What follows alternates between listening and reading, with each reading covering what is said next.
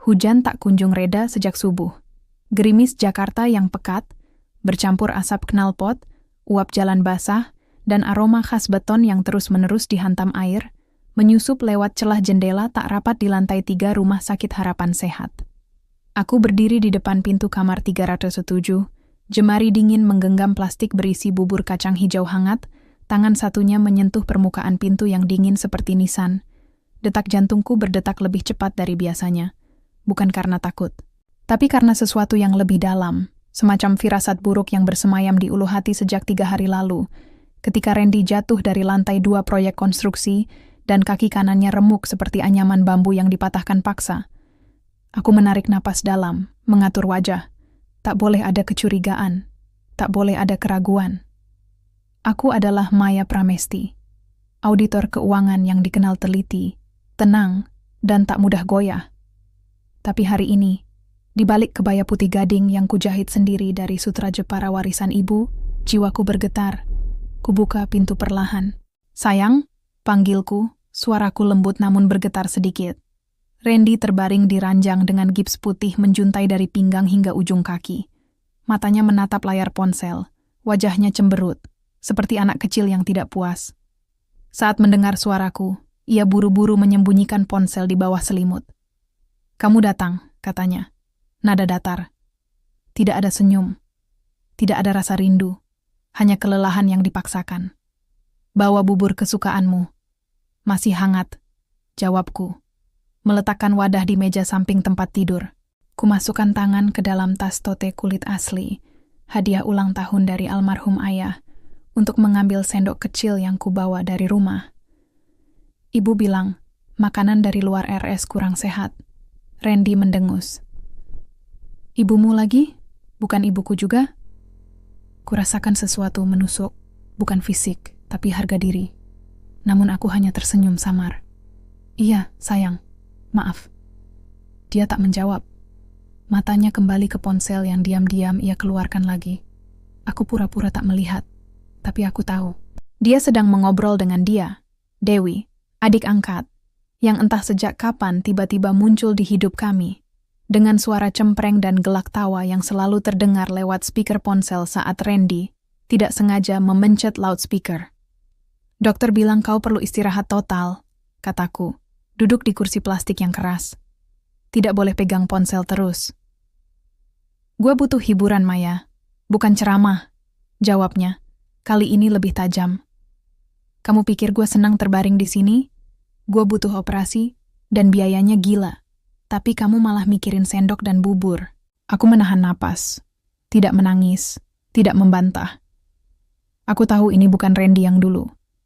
Randy yang dulu akan memegang tanganku, memelukku, dan berkata, "Tenang, aku nggak apa-apa." Tapi sekarang, ia lebih mirip bayangan yang marah, karena terjebak dalam tubuhnya sendiri, atau mungkin terjebak dalam kebohongannya sendiri. Belum sempat aku berkata apa-apa, pintu terbuka. "Selamat siang, Bu Maya," sapa suara lembut tapi tegas. Aku menoleh. Suster Nita berdiri di ambang pintu, seragam putihnya rapi, nama dan gelarnya tersemat di dada kiri, Nita Sari, Amden Keperawatan. Matanya tajam, tapi tidak dingin. Ada sesuatu yang hangat, nyaris seperti ibu yang tahu anaknya sedang ditipu. "Saya mau ganti infus Pak Randy," katanya, masuk tanpa menunggu jawaban. Randy langsung menyimpan ponselnya lagi, kali ini lebih cemas. "Suster, jangan lama-lama, saya mau tidur." "Tenang, Pak, cuma 5 menit." Nita tersenyum sopan, lalu mulai bekerja dengan gerakan terampil. Aku mengamati tangannya, cepat, pasti, tanpa gemetar. Wanita ini tahu apa yang ia lakukan, dan mungkin tahu lebih banyak dari yang ia tunjukkan. Aku berdiri. "Aku ke kantin dulu, sayang. Beli air mineral." Randy hanya mengangguk, tak menatapku. Di lorong, udara lebih dingin.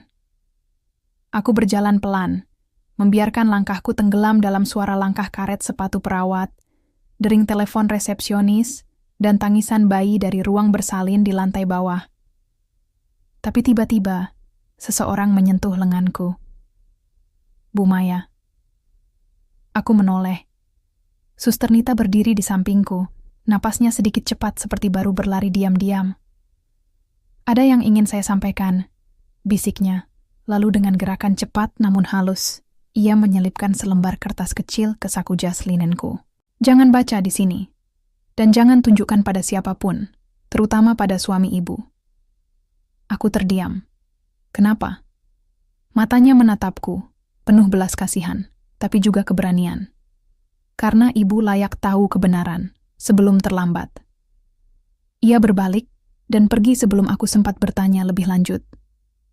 Aku berdiri di tengah lorong, jantung berdebar kencang. Detik demi detik terasa seperti abad. Akhirnya, di toilet perempuan yang sepi, aku mengeluarkan kertas itu. Tulisan tangannya rapi, tegas. "Tuan Randy tidak selemah yang Anda kira. Gipsnya palsu. Periksa rekaman CCTV kamar 307, terutama malam hari. Jangan percaya pada siapapun, kecuali pada hati nurani Anda sendiri." Aku terhuyung mundur, punggungku menyentuh dinding dingin. Dunia berputar. Suara hujan di luar terdengar seperti deru ombak yang hendak menelan kapal kecilku. Tapi anehnya, aku tidak menangis. Aku hanya menatap cermin. Wajahku pucat, riasan mata sedikit luntur, tapi matanya masih tajam, masih utuh, masih maya. Perlahan, aku melipat kertas itu, menyimpannya di dompet kulit di dalam tas, tempat yang tak pernah kubuka sembarangan, tempat hanya surat-surat penting disimpan, akta kelahiran, ijazah, dan foto pernikahanku dengan Randy 5 tahun lalu. Aku tarik napas dalam. Kalau ini sandiwara, maka aku akan menjadi penonton terakhir yang tertawa. Tapi sebelum itu, aku harus kembali ke kamar 307, menjadi istri yang setia, menjadi wanita yang tak tahu apa-apa. Karena kebenaran tak perlu berteriak, ia cukup diam, lalu menghancurkan. Matahari belum sepenuhnya terbit ketika aku tiba di Rumah Sakit Harapan Sehat keesokan harinya. Udara pagi Jakarta masih basah oleh sisa hujan semalam, tapi kali ini langit cerah, terlalu cerah untuk perasaanku yang kelam. Aku mengenakan kebaya biru muda dengan motif parang tipis, dipadukan rok panjang hitam dari bahan katun Jepara. Sederhana, tapi tak bisa disebut biasa. Seperti biasa, aku tak ingin menarik perhatian, tapi kehadiranku selalu terasa. Di tangan, ku bawa tas kulit coklat tua dan sebuah map berisi dokumen proyek audit terbaru. Alasanku datang lebih pagi. Kerja dari RS biar dekat Randy. Sebenarnya aku ingin mengamati. Mengamati ruang, gerak, dan, yang terpenting, ritme kebohongan mereka. Kamar 307 masih sunyi ketika ku masuki. Randy tertidur, napasnya dalam. Tapi aku tahu, itu bukan tidur. Itu sandiwara. Seperti anak kecil yang pura-pura mati saat main petak umpet. Aku letakkan laptop di meja kecil, lalu duduk diam di kursi. Mataku menatap gips putih di kakinya. Dari dekat, teksturnya terlalu halus, terlalu ringan. Tak ada tanda bengkak di sekitar pergelangan. Tak ada memar. Tak ada rasa sakit di wajahnya saat bergerak sedikit di ranjang. Aku mengingat catatan Suster Nita. Gipsnya palsu.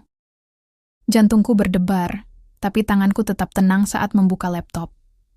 Aku masuk ke surel pribadi, lalu menulis pesan singkat kepada Reza, rekan kerjaku di firma audit sekaligus satu-satunya orang yang kupercaya di kota ini. "Reza, butuh bantuan darurat. Ada kemungkinan manipulasi data medis di RS Harapan Sehat, khususnya kamar 307.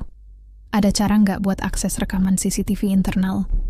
Bukan buat kejahatan, buat keadilan." Ku kirim, lalu menutup laptop sebelum Randy membuka mata. "Sudah datang?" Gumamnya, suara serak seolah baru bangun, tapi matanya terlalu jernih untuk benar-benar baru terjaga. "Iya, mau kerja di sini hari ini. Biar nggak jauh-jauh pulang pergi," jawabku. Suara datar namun hangat. Dia mengangguk, lalu menoleh ke jendela. Di luar, Jakarta mulai riuh. Klakson, suara ojek online, dan deru angin pagi yang menyusup lewat ventilasi. Tapi di dalam kamar ini, suasana terasa seperti ruang kedap suara. Penuh rahasia yang menunggu pecah. Tak lama, pintu diketuk. "Boleh masuk?" Suara perempuan, manis, berlapis-lapis, seperti gula yang dibakar. Aku menoleh. Dewi berdiri di ambang pintu. Hari ini, ia mengenakan bodycon dress merah menyala dari sutra Italia, sepatu hak 8 cm berlapis emas, dan anting besar berbentuk bulan sabit yang berkilau di bawah lampu neon. Rambutnya digulung rapi, bibirnya merah darah, seksi, mewah, dan nyata-nyata tak pantas berada di rumah sakit. Dewi! Randy tersenyum lebar, senyum yang tak pernah kulihat lagi sejak kecelakaan itu. Kamu datang. Mana bisa nggak datang? Kakak angkatku sakit. Jawabnya sambil melangkah masuk. Tumitnya mengetuk lantai marmer seperti palu hakim. Matanya menatapku, bukan dengan hormat, tapi dengan semacam tantangan diam. Hai Mbak Maya. Aku mengangguk pelan. Hai Dewi. Dia meletakkan tas branded di samping ranjang, lalu duduk di tepi kasur. Gerakannya terlalu akrab, terlalu nyaman. Tangannya menyentuh lengan Randy, seolah mereka berbagi rahasia yang tak boleh kudengar. Ibu Ratna bilang, hari ini kita bahas soal rumah warisan di Bandung, kata Dewi. Suaranya sengaja dikeraskan agar aku mendengar. Katanya, biaya operasi Randy bisa tembus 350 juta. Belum lagi utang proyek yang belum lunas. Kalau nggak dijual cepat, rumah itu cuma jadi beban. Aku menatapnya, tak marah. Tapi aku merasa seperti ikan yang baru sadar sedang dijaring. Rumah itu warisan orang tuaku. Kataku pelan, suara tetap terkendali. Aku belum siap menjualnya. Dewi tertawa kecil, pendek, sinis. Mbak, ini bukan soal siap atau enggak. Ini soal kebutuhan. Randy butuh uang. Ibu Ratna butuh ketenangan. Dan Mbak butuh belajar mana yang lebih penting, kenangan atau suami yang masih hidup. Randy tak membantah, malah menatapku seolah menyetujui. Aku menggenggam erat ujung rokku. Di sana, di balik kain katun, jari-jariku bergetar. Tapi wajahku tetap tenang, seperti danau yang permukaannya tenang, tapi di dasarnya arus mengalir deras. Kita bicarakan nanti, kataku akhirnya. Aku perlu cek dokumen hak milik dulu. Dewi tersenyum puas. Tentu, tapi jangan lama-lama ya. Waktu nggak menunggu siapapun. Mereka lalu berbicara pelan, tentang dokter, tentang biaya, tentang rencana masa depan. Aku pura-pura sibuk di laptop, tapi telingaku menangkap setiap kata. Mereka menyebut nama notaris palsu, menyebut angka yang tak masuk akal. Dan yang paling menusuk, kalau Maya nggak nurut, kita bisa bikin dia kelihatan egois di depan keluarga. Aku menutup laptop, perlahan. Randy, panggilku, suaraku lembut. Aku pulang dulu. Masih banyak laporan yang harus selesai hari ini. Dia mengangguk, tak menatapku. Iya, hati-hati di jalan. Dewi hanya tersenyum, senyum kemenangan.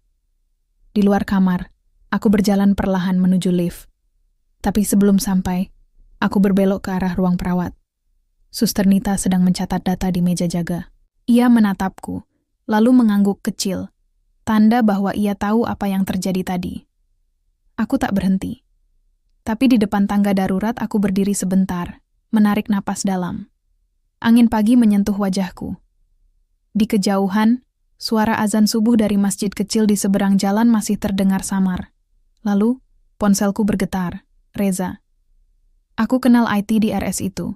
Bisa bantu akses CCTV 307, tapi cuma 72 jam terakhir. Siap lihat kebenaran, Maya? Aku menatap layar. Jari-jariku berhenti gemetar. Aku, siap. Kubalikan badan, kembali ke arah kamar 307, bukan untuk menjenguk, tapi untuk mengamati, untuk mengingat, untuk merekam dalam ingatan setiap gerak, setiap tatapan, setiap tawa palsu yang mereka lontarkan. Karena malam ini, aku akan melihat apa yang mereka sembunyikan di balik dinding putih rumah sakit ini. Dan jika memang Randy berbohong, maka kehancurannya tak akan datang dari amarahku, tapi dari kenyataan yang tak bisa ia tipu lagi. Malam itu, langit Jakarta gelap tanpa bintang. Awan tebal menggantung seperti selimut berkabung, menutupi cahaya bulan yang seharusnya bersinar di atas apartemenku yang sunyi. Di ruang tamu kecil yang hanya dihiasi meja kayu jati warisan ayah dan 2 pot bunga melati, aku duduk bersila di lantai, laptop terbuka di pangkuan, Cahaya birunya satu-satunya sumber terang di ruangan itu. Reza datang tepat pukul 8 malam, seperti yang dijanjikan. Ia tak membawa apa-apa, kecuali flash drive hitam dan tatapan serius yang jarang kulihat di wajahnya yang biasanya riang. "Kamu yakin mau lihat ini, Maya?" Tanyanya pelan, suaranya nyaris berbisik, seolah takut mengganggu keheningan malam. Aku menatapnya. Kalau aku tidak lihat, aku akan terus dibutakan oleh harapanku sendiri. Ia mengangguk, lalu menyambungkan flash drive ke laptopku. File terbuka, 3 folder, masing-masing berlabel tanggal, 24 Juli, 25 Juli, 26 Juli. Tepat 72 jam terakhir, sejak Randy dirawat. Kamera di kamar 307 cuma aktif dari pukul 18 temana sampai nontonamai. Tapi cukup, kata Reza. Aku juga download audionya. Mereka nggak sadar mic tetap nyala meski kamera off. Aku menelan ludah. Jari-jariku melayang di touchpad, lalu mengklik folder 25 Juli, malam pertama setelah Randy jatuh. Video dimulai dengan gambar kamar kosong. Ranjang terlihat rapi. Lalu, pukul 22.17, pintu terbuka. Randy masuk, sendirian. Tapi ia tidak pincang. Ia berjalan normal. Cepat. Bahkan lincah. Jantungku berhenti sesaat. Dengan gerakan santai, ia duduk di tepi ranjang, lalu meraih sesuatu di bawah bantal, gips palsu. Dalam hitungan detik, ia melepasnya. Kakinya utuh. Tidak ada memar, tidak ada luka, hanya kulit bersih, bahkan tanpa bekas jahitan. Aku menahan napas. Lalu, pintu kembali terbuka. Dewi masuk. Kali ini tanpa makeup berlebihan, hanya celana ketat hitam dan tank top sutra. Rambutnya terurai, wajahnya sumringah. "Udah aman?" tanya Randy. "Nggak ada yang jaga. Perawat shift malam tidur di ruang istirahat," jawab Dewi sambil tertawa. Lalu, tanpa peringatan, musik mengalun dari ponsel Randy, lagu dangdut remix yang beatnya menghentak. Dan mereka berjoget. Ya, berjoget. Randy mengangkat tangan Dewi, memutarnya, lalu menariknya peluk erat. Mereka tertawa, saling berbisik, saling mencium, bukan di pipi, tapi di leher, di bibir, di tempat-tempat yang tak pantas disebut di depan istri sahnya. Aku menonton semuanya. Diam, tak bergerak, tak menangis, tapi di dalam sesuatu retak. Bukan hatiku, tapi ilusi yang selama ini kujaga. Reza menatapku, khawatir. "Maya, lanjutkan," kataku, suaraku datar seperti batu. Ia membuka folder 26 Juli. Di rekaman ini, mereka duduk berhadapan, makan mie instan dari gelas plastik, makanan yang dilarang di RS, tapi mereka tak peduli. "Kapan dia setuju jual rumah?" tanya Dewi sambil mengunyah. "Besok, aku sudah tekan dia lewat ibu," jawab Randy. "Santai. Dia itu lemah, Wi. Cuma perlu dikasih rasa bersalah, langsung nurut. Tapi kalau dia cek rekening, nggak mungkin. Dia percaya banget sama aku. Lagian, semua transfer aku samarkan sebagai biaya proyek." "Aduh, jenius banget sih kamu." Dewi tertawa, lalu mencium pipinya. "Nanti, kalau uangnya cair, kita liburan ke Bali, sewa villa di Ubud, beli LV baru, yang kemarin belum lunas." Randy mengangguk. "Yang penting, jangan sampai dia tahu soal judi. Kalau dia tahu, semua berantakan." Judi. Kata itu menusuk lebih dalam daripada selingkuh. Karena itu berarti pengkhianatan finansial, bukan hanya terhadap cinta, tapi terhadap kepercayaan, terhadap masa depan, terhadap setiap rupiah yang kugigihkan dengan lembur hingga tengah malam. Aku menutup laptop. Lambat. Tenang. Reza menatapku, tak berani bicara. "Ada lagi?" tanyaku. "Satu rekaman, pagi tadi, saat kamu datang." Ia memutarnya. Rekaman menunjukkan Randy dan Dewi bersembunyi di kamar mandi kecil setelah mendengar langkahku di lorong. "Cepet, sembunyiin gipsnya!" bisik Randy panik. Dewi menyembunyikan gips di bawah tempat sampah, lalu mereka kembali ke ranjang, pura-pura tidur. Dan saat aku masuk, mereka berakting, sempurna. Aku yang dulu merasa bersalah karena curiga. Sekarang malah merasa bodoh karena terlalu percaya. Kenapa kamu lakukan ini, Reza? Tanyaku pelan. Karena kamu layak tahu siapa suamimu yang sebenarnya, jawabnya. Dan karena aku nggak tahan lihat kamu terus dibohongi. Aku mengangguk, lalu berdiri, berjalan ke balkon. Di luar, Jakarta masih hidup. Lampu mobil bergerak seperti aliran sungai cahaya, suara klakson jauh terdengar seperti deru ombak. Tapi aku merasa tenang, sangat tenang. Bukan karena aku ingin membalas dendam, tapi karena kebenaran akhirnya berpihak padaku. Aku menatap langit gelap. Tak ada bintang, tapi aku tak butuh cahaya langit. Aku punya cahaya sendiri, cahaya dari keyakinan bahwa kejujuran, seberapapun terluka, selalu layak dipertahankan. Di belakangku Reza masih duduk, menunggu. Pulanglah, kataku tanpa menoleh. Aku baik-baik saja. Kamu yakin? Aku akhirnya menoleh. Senyumku tipis, tapi tajam, seperti pisau yang baru diasah. Mulai besok, aku akan jadi istri yang mereka inginkan. Penurut, percaya, penurut sekali. Reza mengerutkan dahi. Kamu mau? Ya, potongku. Aku mau pura-pura setuju jual rumah. Lalu, aku menatapnya, mataku tak berkedip. Lalu aku akan undang orang-orang yang benar-benar berhak tahu kemana uang mereka mengalir. Reza terdiam, lalu perlahan, ia mengangguk. Aku bantu apapun yang kamu butuhkan. Aku kembali ke dalam, menutup pintu balkon, lalu membuka laci meja. Tempatku menyimpan buku catatan kecil berwarna merah. Tempatku simpan semua nomor yang pernah menghubungiku untuk menagih utang Randy. Dari broker judi online, dari toko elektronik, dari dealer mobil mewah yang tak pernah kubayar. Aku menyalin 2 nomor. Lalu, dengan tangan yang tak lagi gemetar, aku menulis pesan. Saya Maya Pramesti, istri Randy Pratama. Saya tahu soal utangnya. Saya mau bayar, tapi saya butuh konfirmasi langsung. Bisa ketemu di RS Harapan Sehat, kamar 307 besok sore? Kukirim. Dan untuk pertama kalinya sejak kecelakaan itu, aku tidur malam itu tanpa mimpi buruk. Karena mimpi buruk mereka baru akan dimulai besok. Matahari pagi menyaring lewat tirai linen tipis di kamar tidurku, membentuk garis-garis emas di lantai kayu. Aku sudah bangun sejak subuh, tidak karena gelisah, tapi karena tekad. Di atas meja rias, aku meletakkan 2 hal. Kebaya putih gading yang sama seperti kemarin, dan kalung mutiara kecil pemberian ibu di hari pernikahanku. Aku memakainya bukan sebagai simbol cinta, tapi sebagai perisai. Pengingat bahwa harga diri tak diukur dari kepatuhan buta, tapi dari kemampuan mempertahankan kebenaran dalam diam.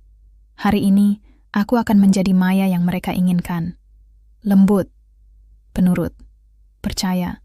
Tapi di balik itu, aku adalah badai yang sedang mengumpulkan tenaga. Rumah sakit Harapan Sehat pagi ini tampak lebih ramai dari biasanya. Keluarga pasien berlalu lalang, perawat sibuk dengan troli obat, dan aroma antiseptik bercampur bau kopi dari kantin lantai dasar. Aku melangkah pelan menuju lift, tas kulit di bahu, map coklat di tangan, berisi salinan akta rumah warisan, surat kuasa palsu yang kubuat mirip aslinya, dan cetakan rencana penjualan cepat yang sengaja kubuat terlihat mendesak. Di depan kamar 307 aku menarik napas dalam, lalu mendorong pintu dengan senyum. Sayang, aku datang, ujarku, suara lebih lembut dari biasanya. Bahkan terdengar, patuh. Randy terkejut, matanya menyipit, mencoba membaca wajahku. Kamu nggak marah kemarin? Aku menggeleng, lalu duduk di kursi dengan gerakan tenang. Aku pikir-pikir kamu benar. Rumah itu cuma batu jika tak bisa menyelamatkan suamiku. Dia tersenyum. Senyum kemenangan. Tapi aku tahu, itu senyum orang yang sedang menggali kuburnya sendiri. Belum sempat dia menjawab, pintu terbuka lagi. Ibu Ratna masuk, diikuti Dewi. Ibu mertuaku mengenakan kebaya brokat emas dengan selendang sutra, rambutnya disanggul rapi, wajahnya penuh bedak, seperti wanita yang tak pernah mengenal kesedihan, hanya drama. Dewi, seperti biasa, tampil mewah, dress bodycon hitam mengilap, sepatu lubutin merah menyala, riasan matanya tajam seperti mata elang. Maya datang lebih pagi? Tanya Ibu Ratna. Nada suaranya penuh kemenangan terselubung. Bagus, berarti sudah sadar. Sudah, Bu, jawabku, menunduk sedikit. Gerakan yang kusengaja untuk terlihat tunduk. Aku setuju jual rumah, tapi perlu urus administrasi dulu. Notaris minta semua dokumen asli. Ibu Ratna tersenyum lebar. Bagus, akhirnya kamu jadi istri yang layak. Randy butuh istri yang mendukung, bukan yang mempertanyakan segalanya. Dewi duduk di tepi ranjang, menyentuh lengan Randy. Aku tahu Mbak Maya pasti ngerti. Toh, rumah itu nggak bisa dibawa mati, kan? Aku menatapnya, hanya sesaat, lalu tersenyum kecut. Betul, Dewi. Rumah nggak bisa dibawa mati, tapi utang bisa mengejar sampai liang kubur. Mereka membeku. Tapi aku langsung melunakkan nada. Maksudku, mending lunasi sekarang biar tenang. Randy tertawa gugup. Iya, bener banget. Ibu Ratna tampak puas. Besok kita panggil notaris. Aku sudah pesan Pak Haryanto. Dia bisa urus semua dalam 3 hari. Aku mengangguk. Bagus. Tapi, aku ingin semua pihak yang terlibat hadir waktu tanda tangan.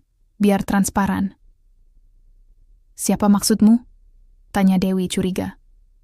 Kamu, Bu Ratna, Randy, dan 2 orang yang Randy kenal baik. Jawabku, suara tetap tenang. Aku ingin mereka jadi saksi. Biar nggak ada yang merasa dikhianati nanti. Randy mengerutkan dahi. Siapa orangnya? Aku menatap matanya, langsung, tanpa berkedip. Orang yang udah lama nyari kamu, sayang. Mereka baik banget mau bantu lunasin utangmu. Wajahnya pucat sesaat, tapi cepat ia sembunyikan dengan tertawa kecil. Oh, ya, tentu. Siapapun boleh datang. Aku tersenyum. Bagus. Pulang dari RS, aku tak langsung ke apartemen. Aku pergi ke kantor firma audit. Di sana Reza sudah menunggu di ruang rapat kecil. Semua siap? Tanyaku. Ia mengangguk. 2 penagih utang, yang dari Kingbet 88 dan Luxury Lease, sudah konfirmasi. Mereka akan datang jam 4 sore. Pakai jas, rapi. Tapi mereka bawa surat tagihan asli dan kontrak judi online yang ditandatangani Randy. Apakah mereka tahu ini jebakan? Tidak. Mereka pikir kamu benar-benar mau bayar. Tapi begitu mereka lihat Randy sehat dan hidup mewah, mereka nggak akan diam. Aku mengangguk. Lalu membuka tas, mengeluarkan proyektor mini dan kabel HDMI panjang. Aku sudah minta izin ke manajemen RS buat presentasi keluarga di kamar 307. Mereka pikir ini soal warisan. Reza tersenyum getir. Kamu jenius, Maya. Bukan jenius, cuman gak bodoh lagi. Malam itu, aku kembali ke RS. Bukan untuk menjenguk, tapi untuk memastikan panggung siap. Aku memasang proyektor di atas lemari obat, menyambungkannya ke stop kontak tersembunyi di balik tirai. Aku menyamarkan kabel dengan pita hitam agar tak terlihat. Lalu, aku duduk di kursi yang sama seperti kemarin, menatap Randy yang sedang tidur, atau pura-pura tidur. Di meja samping, ponselnya bergetar. Sebuah pesan masuk dari Dewi. Pastiin Maya nggak curiga apa-apa. Besok hari terakhir kita. Aku mematikan layar ponselnya dengan jari dingin. Besok memang hari terakhir. Tapi bukan hari terakhir kita, melainkan hari terakhir sandiwaramu. Di lorong, Suster Nita lewat. Ia melihatku, lalu berhenti sejenak.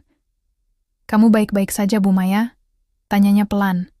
Aku menatapnya, mataku tenang tapi penuh tekad. Saya akan baik-baik saja, suster. Tapi ada orang yang besok nggak akan baik-baik lagi. Ia tak menjawab. Hanya mengangguk pelan, lalu pergi, seperti malaikat yang tahu badai akan tiba, tapi tak bisa menghentikannya. Dan aku berdiri, merapikan kebayaku, lalu berjalan menuju lift. Besok, di kamar 307, topeng-topeng itu akan jatuh. Dan di bawahnya, hanya akan tersisa wajah pengkhianat yang tak bisa lagi bersembunyi.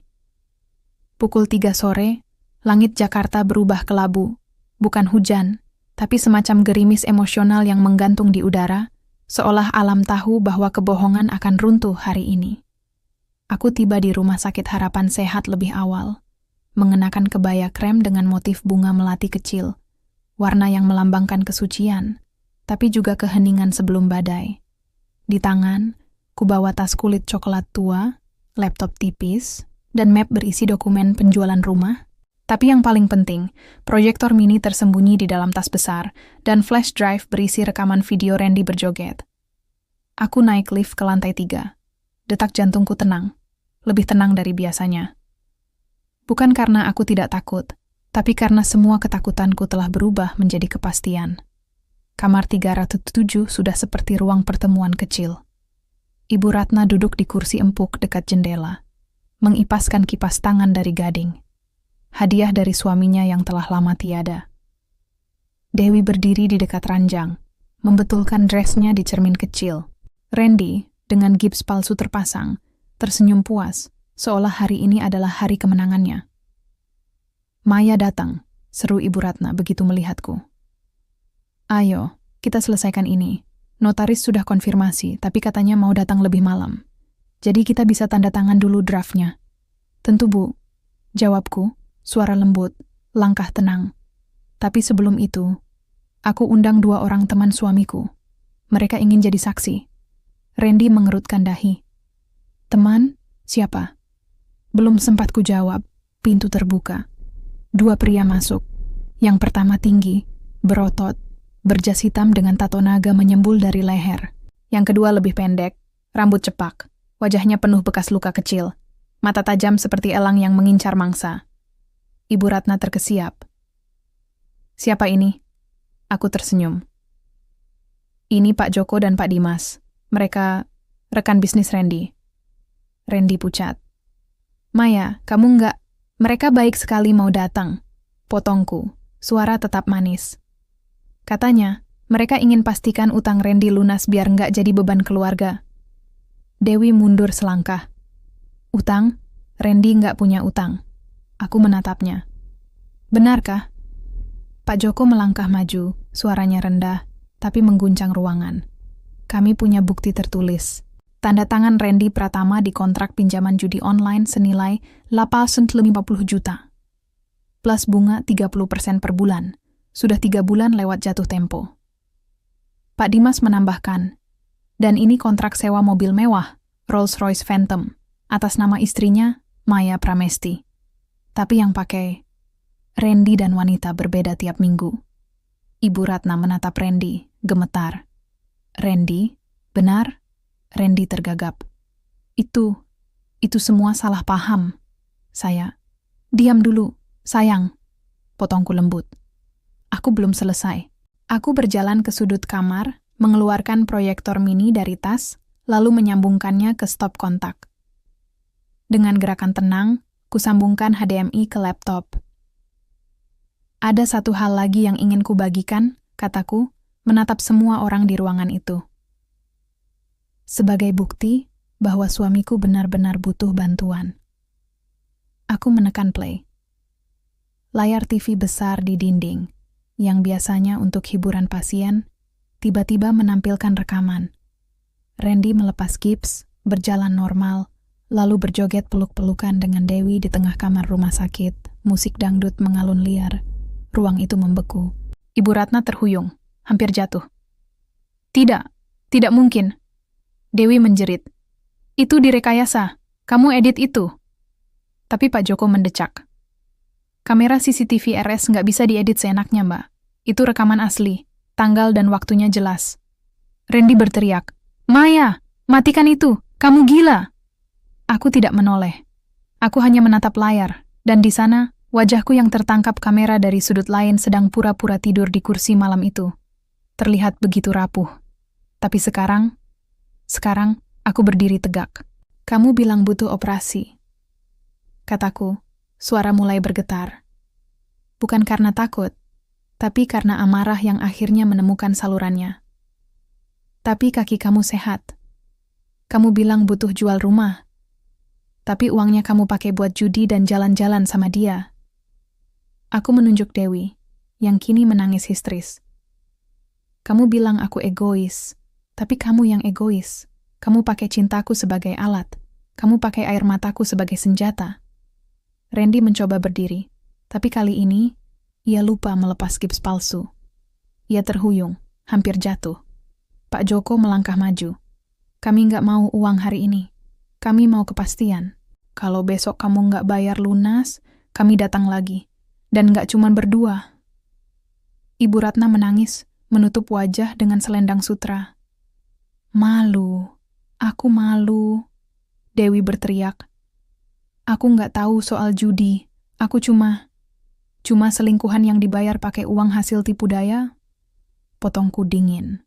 Ruangan hening. Hanya suara tangisan Ibu Ratna dan detak jam dinding yang terdengar. Aku mematikan proyektor.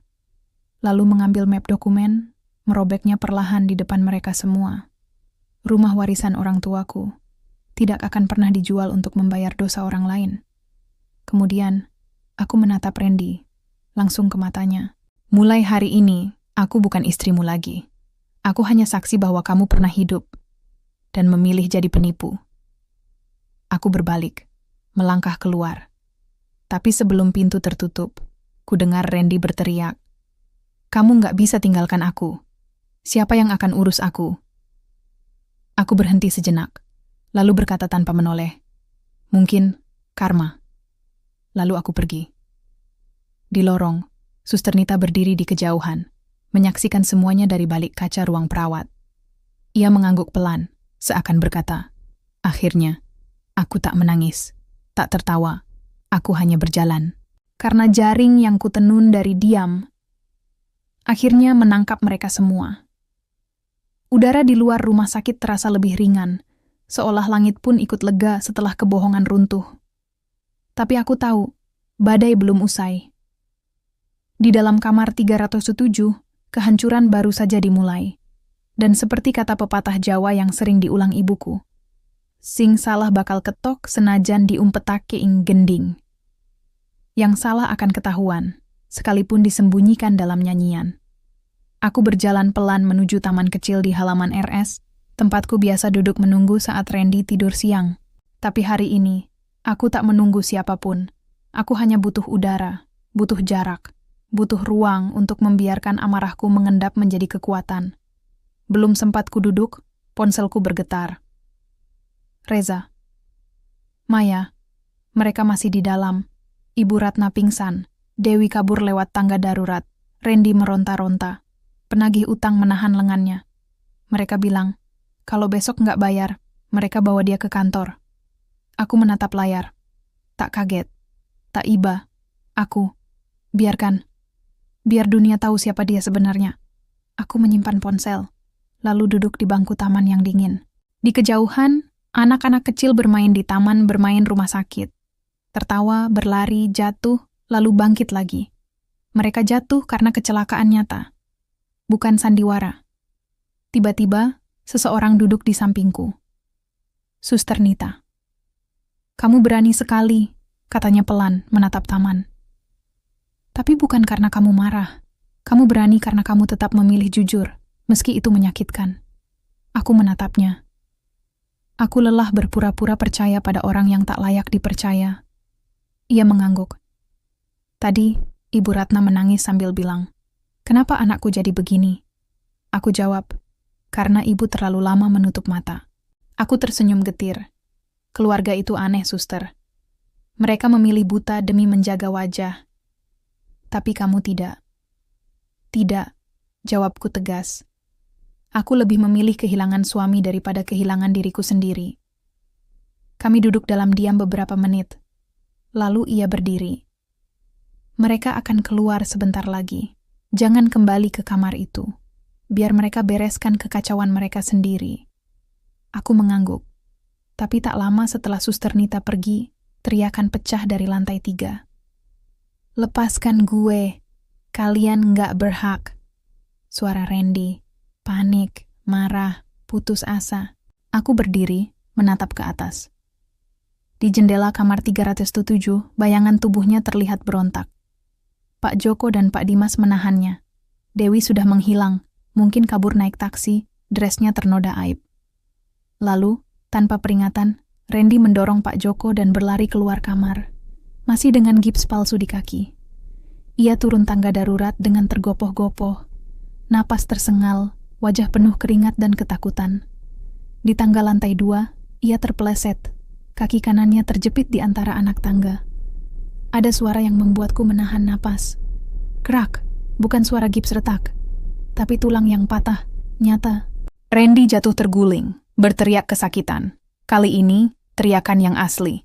Darah mengucur dari lututnya. Wajahnya pucat, matanya membelalak. Pak Joko dan Pak Dimas berhenti mengejar. Mereka saling pandang, bukan karena iba, tapi karena tahu. Ini bukan urusan mereka lagi. Perawat berhamburan. Dokter datang dengan tandu. Randy dibawa masuk. Bukan ke kamar 307, tapi ke ruang gawat darurat. Aku berdiri di tempatku, menatap semuanya dari kejauhan. Tak ada rasa menang, tapi juga tak ada penyesalan. Karena ini bukan balas dendam yang kurencanakan. Ini karma yang datang sendiri, seperti batu yang dilempar ke langit, lalu jatuh menghantam kepalanya sendiri. Beberapa jam kemudian, dokter keluar dari ruang IGD. Ia menghampiri Ibu Ratna yang duduk terpaku di bangku, wajahnya hancur. "Bu Ratna," kata dokter, suara berat. "Ada cedera serius di tulang belakang lumbal 5. Terjadi pergeseran saraf yang parah. Kami lakukan operasi darurat, tapi kemungkinan besar Randy tidak akan bisa berjalan lagi. Setidaknya dari pinggang ke bawah." Ibu Ratna terisak. "Lumpuh," dokter mengangguk. "Ya, cacat permanen." Aku mendengar semuanya dari balik tiang koridor. Tak terlihat, tapi hadir. Di sana, aku menyaksikan Ibu Ratna, wanita yang dulu sombong, yang merendahkanku karena hanya auditor kecil. Kini menangis seperti anak kecil yang kehilangan segalanya.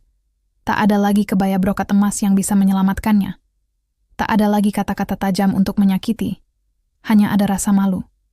Dan penyesalan. Dewi tak pernah kembali. Rumah sakit kembali tenang.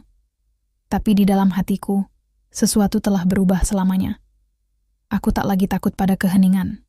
Karena di dalam diam, aku menemukan suara terkuat, suara kebenaran. Dan hari ini, suara itu telah menghancurkan sandiwara yang dibangun dengan dusta. Aku berjalan pulang malam itu, sendirian. Tapi untuk pertama kalinya dalam 5 tahun, aku merasa bebas. Pagi itu, surat kabar lokal edisi Jakarta memuat berita kecil di halaman dalam.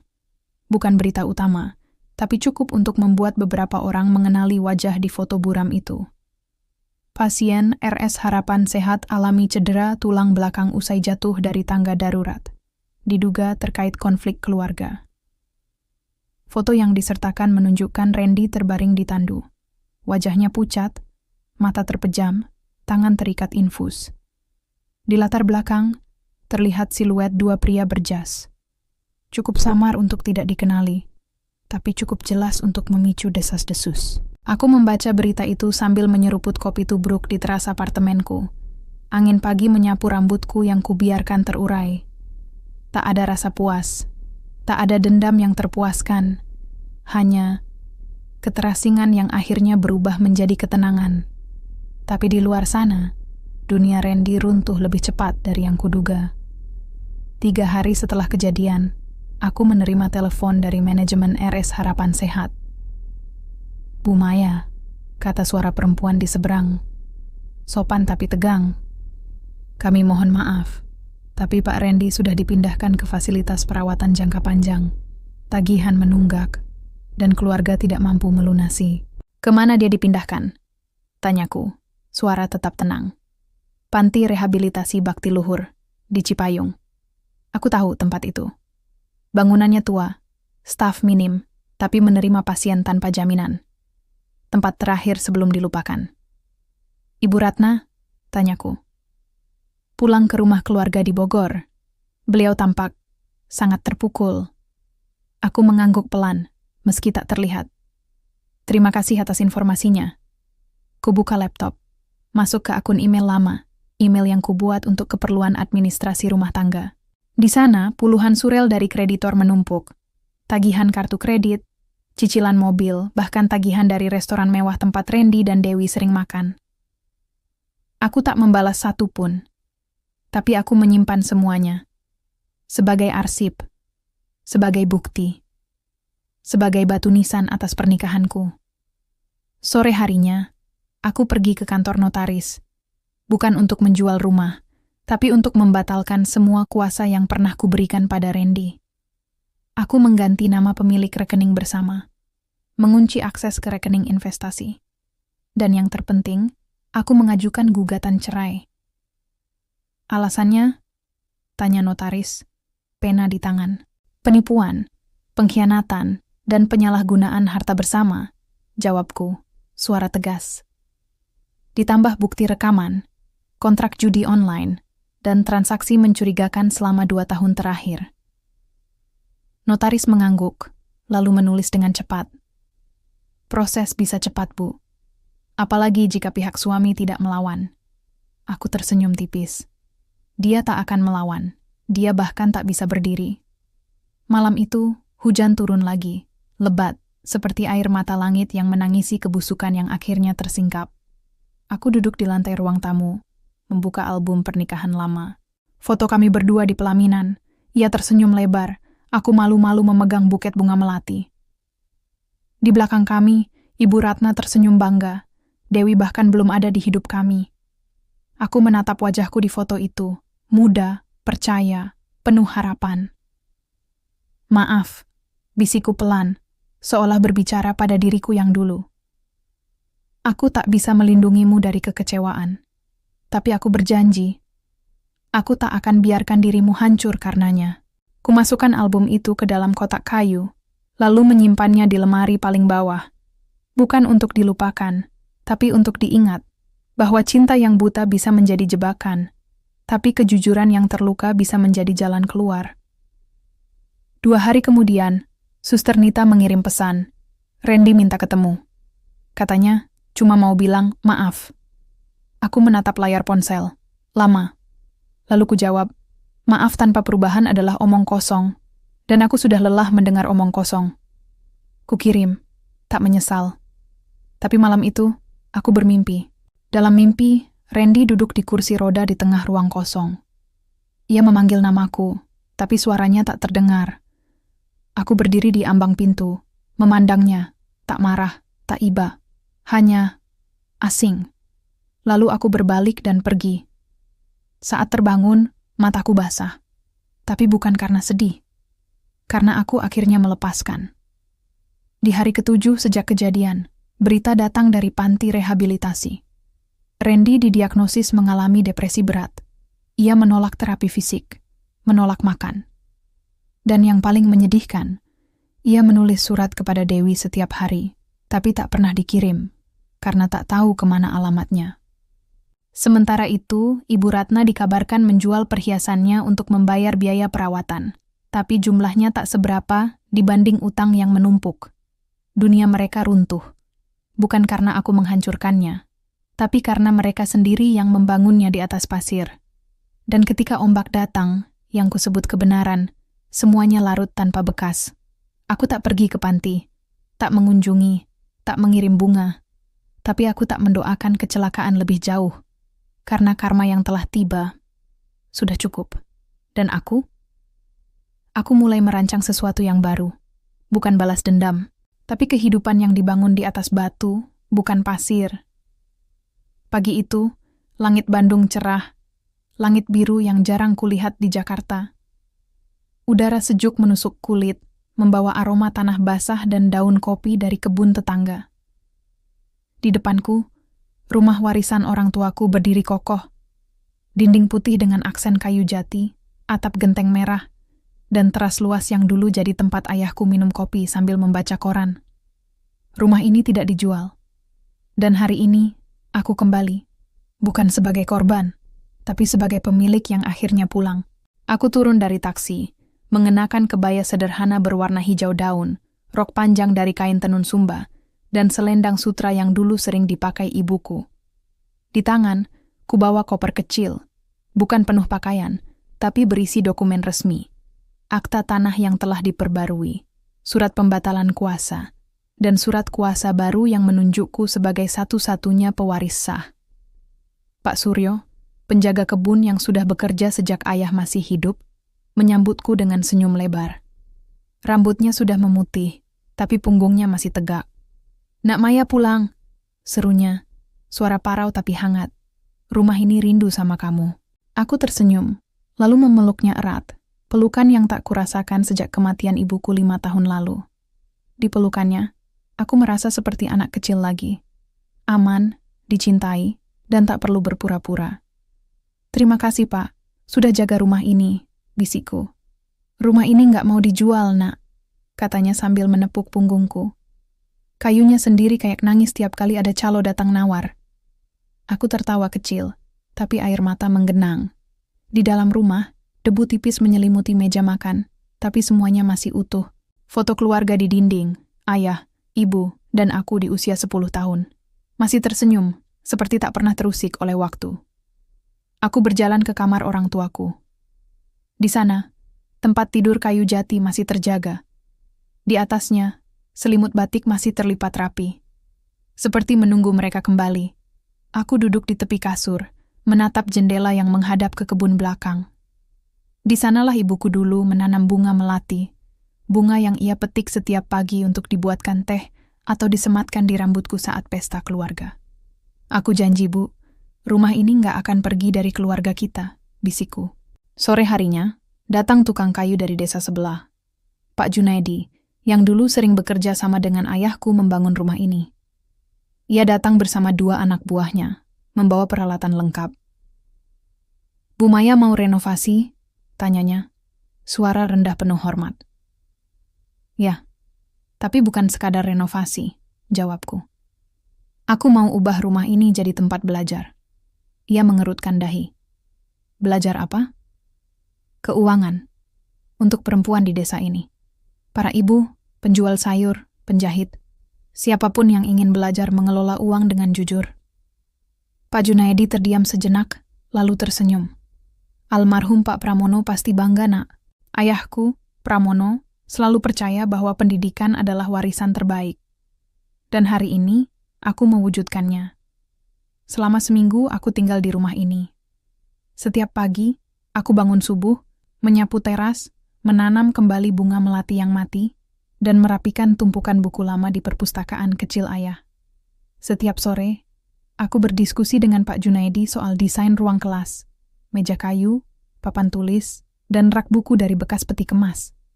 Aku tak buru-buru. Aku ingin rumah ini hidup kembali dengan tujuan, bukan hanya dengan dinding. Pada hari ke-8 Suster Nita datang. Tak kuduga. Ia mengenakan baju santai, rambutnya diikat ponytail, wajahnya lebih lembut tanpa seragam rumah sakit. "Kamu benar-benar meninggalkan Jakarta?" tanyanya, duduk di teras sambil menyeruput teh melati yang kuseduhkan. "Belum sepenuhnya," jawabku. "Tapi aku butuh tempat yang jujur. Dan tempat ini tak pernah berbohong." Ia tersenyum. "Aku dengar Randy makin parah. Ibu Ratna jual mobil mewahnya. Dewi kabarnya kerja di kafe kecil di Surabaya." Aku mengangguk. Tak ada rasa menang, hanya kelegaan. "Kamu nggak penasaran kenapa aku bantu kamu dulu?" tanyanya tiba-tiba. Aku menatapnya. "Karena kamu tahu rasanya dikhianati?" Ia menghela napas. "Suamiku dulu pura-pura sakit kanker, agar aku nggak tahu dia selingkuh. Waktu dia benar-benar kena stroke, aku menolak jenguk. Sampai hari ini, aku sesali itu." Aku diam sejenak, lalu meletakkan tangan di tangannya. "Tapi kamu membantuku, Suster. Artinya, kamu sudah memaafkan dirimu sendiri." Ia menatapku. Matanya berkaca-kaca. "Mungkin. Tapi kamu luar biasa. Kamu nggak cuma selamat. Kamu bangkit, lalu bantu orang lain bangkit juga." Aku menggeleng. Aku cuma kembali ke akar. Tempat aku belajar jujur, hemat, dan rendah hati. Kami duduk dalam diam, menatap matahari terbenam di balik perbukitan. Di kejauhan, suara ayam berkokok, anak-anak bermain, dan deru motor tua yang lewat, suara kehidupan yang nyata. Bukan sandiwara, bukan kemewahan palsu, tapi kehidupan yang utuh. Malam itu, sebelum Suster Nita pulang, ia memberiku amplop coklat tipis. "Dari RS, catatan internal tentang Randy. Bukan buat disebarkan, tapi buat kamu simpan, sebagai pengingat." Kubuka di kamar. Isinya, salinan laporan medis, surat pengakuan dari Dewi, yang ditulis saat ia sempat kembali sehari sebelum kabur, dan satu kalimat terakhir dari Randy yang ditulis dengan tangan gemetar. Aku tahu aku tak layak dimaafkan, tapi aku berharap suatu hari Maya menemukan kebahagiaan yang tak perlu berpura-pura.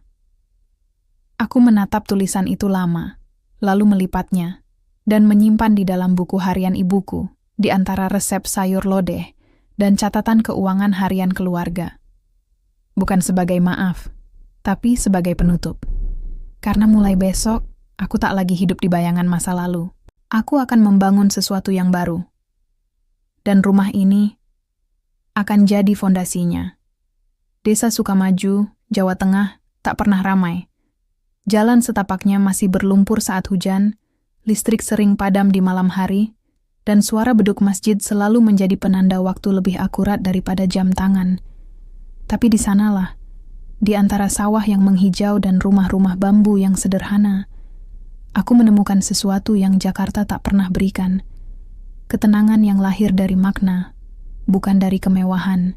6 bulan setelah kejadian di Rumah Sakit Harapan Sehat, rumah belajar Maya resmi dibuka di ruang utama rumah warisan orang tuaku. Bukan lembaga formal, hanya ruangan sederhana dengan 8 meja kayu, papan tulis bekas dari sekolah dasar setempat, dan rak buku berisi modul keuangan dasar yang kususun sendiri. Di atas pintu, tergantung plang kayu bertuliskan tangan. Di sini, uang bukan untuk dipamerkan, tapi untuk dikelola dengan jujur. Hari pertama, hanya 3 orang yang datang. Bu Lestari, penjual sayur di pasar, Mbak Siti, penjahit rumahan, dan Ibu Yuni, janda muda yang menjual gorengan di depan SD. Kami cuma tahu hitung untung rugi, Mbak Maya, kata Bu Lestari, gugup sambil memegang buku catatan lusuh. Apakah kami cukup pintar? Aku menatap mereka, wajah-wajah lelah, tangan kasar, tapi mata penuh harap. Kecerdasan bukan soal gelar, Bu, jawabku, suara hangat. Tapi soal keberanian belajar. Dan kalian sudah berani datang. Itu artinya, kalian sudah cukup pintar. Mereka tersenyum, senyum yang tulus, tak dibuat-buat untuk menipu siapapun. Selama 3 bulan, setiap Selasa dan Kamis sore, kami berkumpul. Aku mengajar mereka cara mencatat pemasukan dan pengeluaran, membedakan kebutuhan dan keinginan, menabung walau hanya Rp1.000 sehari, dan yang terpenting, mengenali tanda-tanda manipulasi keuangan dalam rumah tangga, usaha, atau bahkan dalam perkawinan. Aku tak pernah menceritakan kisahku, tapi kadang, saat membahas suami yang menguras rekening istri, mata Bu Lestari berkaca-kaca. Saat membahas janji manis yang berujung utang, Mbak Siti menunduk diam. Mereka tahu. Mereka mengerti. Dan aku belajar dari mereka tentang ketangguhan yang lahir dari kekurangan, tentang cinta yang tak meminta bukti materi, tentang kejujuran yang dijaga, meski tak ada yang melihat. Pada awal musim kemarau, sesuatu yang tak kuduga terjadi. Seorang perempuan muda berdiri di gerbang rumahku, memakai dress sederhana. Bukan sutra, bukan desainer, tapi kain katun biasa. Rambutnya tak di-blow, wajahnya tanpa makeup tebal. Matanya lelah, tapi jernih. Dewi. Aku membeku di ambang pintu. Mbak Maya, suaranya serak, hampir berbisik. Boleh aku masuk? Aku menatapnya lama, tak marah, tak takut. Hanya heran. Untuk apa? Tanyaku akhirnya. Minta maaf, dan minta kesempatan. Aku mengajaknya duduk di teras. Tak ada kopi mewah. Hanya teh tubruk dalam gelas kaca. Ia bercerita. Suara bergetar. Kadang terputus oleh isak. Setelah kabur dari Jakarta, ia tinggal di Surabaya, bekerja di kafe kecil, lalu diusir majikan karena ketahuan pernah jadi selingkuhan orang kaya. Ia kehabisan uang, kehilangan teman, bahkan keluarganya menolak mengakuinya. Randy nggak pernah hubungi aku lagi, katanya, air mata jatuh ke gelas. Aku kira dia cinta, ternyata aku cuman alat buat tutupi utangnya. Aku diam, tak menghibur, tak menghakimi. Kenapa datang ke sini? Tanyaku. Karena aku dengar Mbak bikin tempat buat perempuan belajar jujur. Aku mau belajar jadi jujur. Aku nggak mau jadi alat lagi. Aku mau jadi manusia. Angin sore menyapu rambutnya. Di wajahnya, aku tak melihat lagi wanita mewah yang dulu menantangku di kamar rumah sakit. Yang kulihat adalah perempuan yang hancur, tapi masih punya cukup nyali untuk meminta tolong. Kau tahu, kataku pelan, di sini aku tak memberi uang, tapi aku memberi ilmu. Dan ilmu itu harus diusahakan. Ia mengangguk cepat. Aku siap kerja, apa saja. Bersih-bersih, masak, bantu ngajar, asal boleh belajar. Aku menatap matanya, sekali lagi, mencari kepalsuan. Tapi yang kutemukan hanya penyesalan yang nyata. Besok pagi, datang jam 6, kataku akhirnya. Kita mulai dari nol, seperti semua orang di sini. Ia menangis, tapi kali ini, bukan tangisan drama, tapi tangisan lega. Malam itu, aku menulis di buku harian. Kebencian mudah. Tapi memberi kesempatan pada orang yang pernah menyakitimu, itu butuh keberanian lebih besar dari membalas dendam. Hari ini, aku memilih keberanian itu. Bukan karena aku lupa, tapi karena aku tak mau jadi seperti mereka. Besok, Dewi akan mulai dari bawah, menyapu halaman, mencuci piring, belajar menulis angka dengan benar. Dan suatu hari, mungkin, ia akan mengajar perempuan lain agar tak terjebak dalam cinta yang berbau utang. Karena di rumah ini, kami tak hanya belajar menghitung uang. Kami belajar menghitung harga diri. Dan itu adalah mata uang paling berharga yang tak bisa dicuri siapapun. Hujan rintik-rintik menyapu kaca jendela mobil ketika aku tiba di depan gerbang rumah sakit Harapan Sehat untuk terakhir kalinya. Bukan sebagai istri yang cemas, bukan sebagai korban yang marah, tapi sebagai Maya Pramesti, pendiri Rumah Belajar Maya, donatur program etika perawat, dan perempuan yang akhirnya pulih. Aku turun dari Rolls-Royce tua itu. Bukan simbol kemewahan, tapi warisan ayah yang kujaga, bukan untuk dipamerkan, melainkan untuk dihargai. Mobil ini pernah dipakai Randy diam-diam untuk jalan-jalan dengan Dewi, mengklaim sebagai hadiah proyek. Sekarang, ia kugunakan untuk mengantar modul pelatihan ke desa-desa terpencil. Di tangan, kubawa map coklat berlogo kecil. Rumah Belajar Maya XRS Harapan Sehat. Program pelatihan etika profesi perawat. Di dalamnya, kurikulum tentang batas profesional, deteksi manipulasi pasien, dan hak perawat untuk bersuara. Semua terinspirasi dari keberanian Suster Nita. Manajer RS menyambutku dengan hormat di lobi utama. Terima kasih Bu Maya, program ini akan jadi yang pertama di Indonesia yang melibatkan masyarakat sipil dalam pelatihan etika medis. Aku tersenyum. Semoga mencegah kejadian seperti yang dulu terjadi di kamar 307. Ia menunduk, malu. Tapi aku tak menyalahkan. Aku hanya ingin memastikan tidak ada Maya lain yang harus menunggu di lorong rumah sakit, ragu pada suaminya sendiri. Sebelum pergi, aku meminta izin berjalan melewati lantai 3, hanya untuk melihat. Kamar 307 kini ditempati seorang nenek tua yang sedang tertidur. Ditemani cucunya yang membacakan dongeng. Di samping ranjang, ada vas bunga melati, sama seperti yang dulu kubawa untuk Randy. Aku berhenti di ambang pintu, tak masuk, tak menyapa, hanya menatap sejenak. Di sini, cinta pernah dipalsukan. Di sini, air mata pernah ditukar dengan sandiwara. Tapi hari ini, di ruangan yang sama, ada kejujuran yang tumbuh, dalam suara bocah yang membaca, dalam sentuhan tangan cucu yang memegang tangan neneknya. Aku tersenyum kecil, lalu berbalik.